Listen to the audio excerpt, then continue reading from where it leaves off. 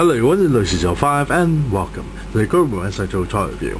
And today I'm looking at the 2010 release by Mattel of the Walmart exclusive of the DCUC Classics celebrating the 75 years of superpower of the Green Lantern Slide 5-pack. And today's video is a part 2 video and we'll be focusing our review on Tomar-Re. Now the figure and the Green Lantern accessory is still placed inside the packaging, but first things first, we'll take a look at the back portion of the packaging to focus our attention on Tomar-Re. Now at the top section here you got an image of Tomar-Re there, the figure itself, and next to it is the first issue of the Green Lantern Sinestro Core comic.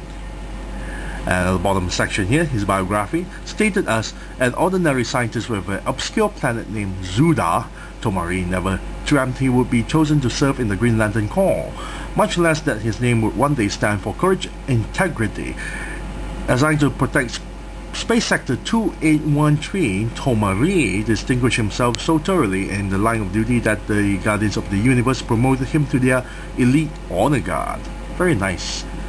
So, without further ado, let's open up the packaging to release Tomar-Re from his captive and molest the figure.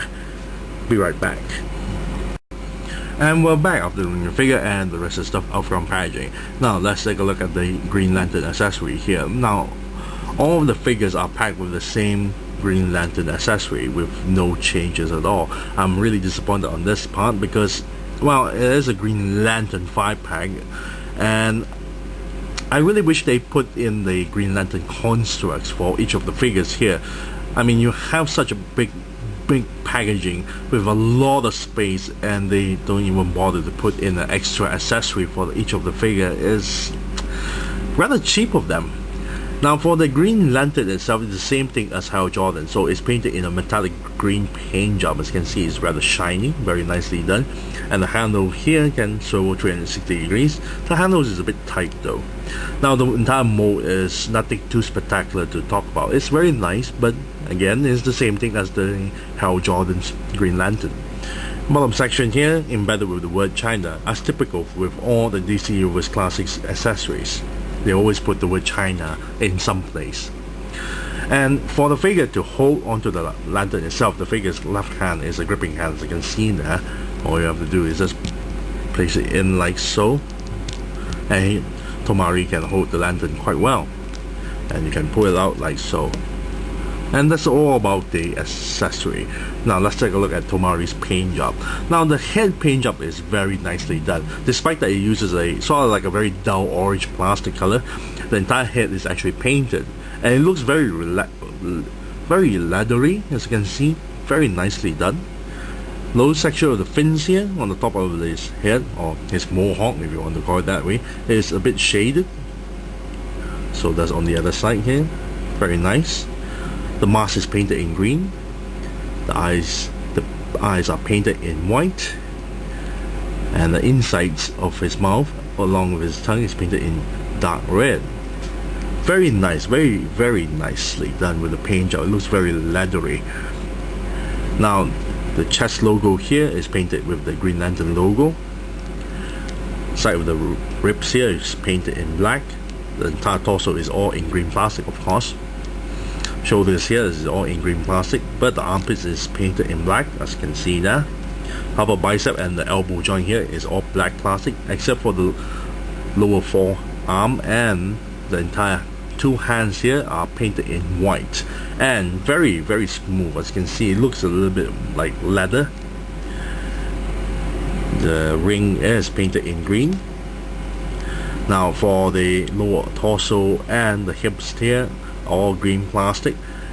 The thighs, the lower thighs here is all painted in black, as you can see, but a little bit smudged there, as you can see there.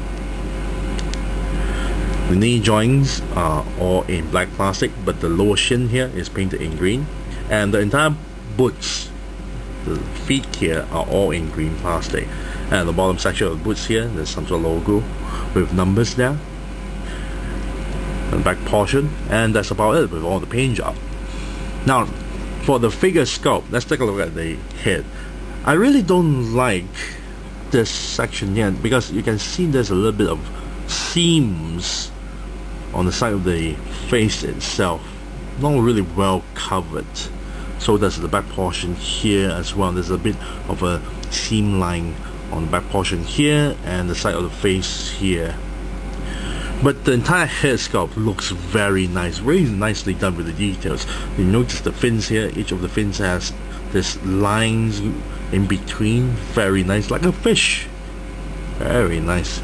Ears is also very well done, a lot of nice details there on the ears.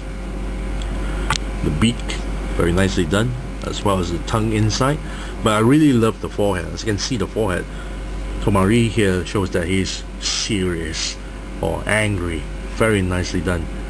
All the wrinkles being shown onto the forehead itself, as well as the side of the face itself.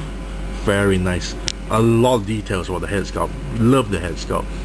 However, for the body, there's nothing to shout about. It's a typical, well, DC Universe Classics male body, and it's the same, well, body type as Hal Jordan. Nothing special. You got a lot of details on the muscle tones. So those are the back portion here. You got the ring sculpted on the right hand. Right hand here is all sculpted into a fist.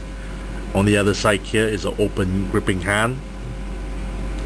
Other than that, nothing too spectacular on the body, but love the head sculpt. The head sculpt has a lot of details there. Very nicely done. Now let's take a look at the figure's articulation. The head barely able to move up, as you can see here. So posing him in the flight pose is a bit difficult, but he can look downwards a little bit, as you can see there, and a little bit side to side, turn 360 degrees. Torso here, then that can move forward a little bit, back a little bit, and then 360 degrees on the waist joint there, as you can see. Shoulders joints are able to turn 360 degrees like so, and lift the arms this far, and you can close in this far or close in this much if it's upwards, like so. Upper bicep here turn 360 degrees. Elbow joint here can bend this far, and wrist joint here turn 360 degrees.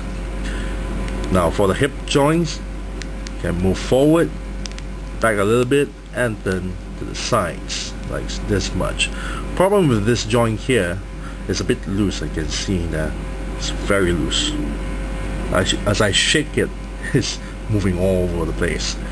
Now the lower thigh here, there's a swivel joint that turns 360 degrees, and the knee joint here can bend this far, and the ankle joint can pivot downwards and upwards, and that's about it.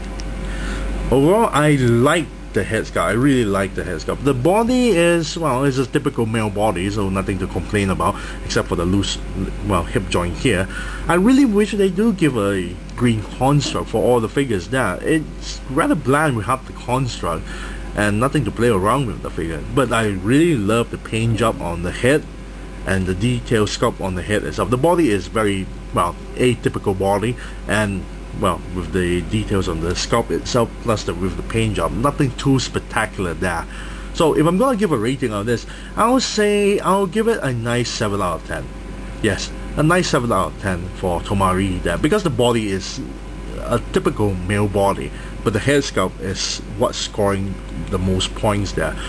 What's lacking is the accessories.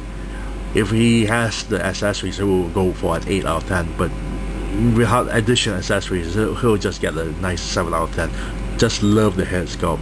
Head sculpt is very excellent. So 7 out of 10 for Tomar-Re here. I thank you all for watching. This is your 5, and I'm signing off.